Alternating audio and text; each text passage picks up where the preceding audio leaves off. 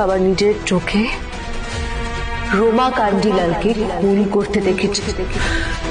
শুধুমাত্র এইটা আমি জানার জন্য আবার বাবার কেটে গেছি। কি বাবার সাথে আমাকে দেখা করতে দেবে না?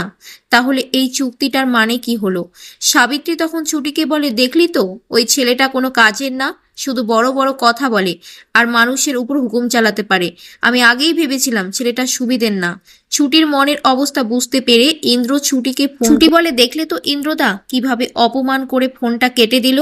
আমি তো শুধু আমার বাবার সাথে দেখা করতে চেয়েছি, এটা কি অন্যায় করেছি?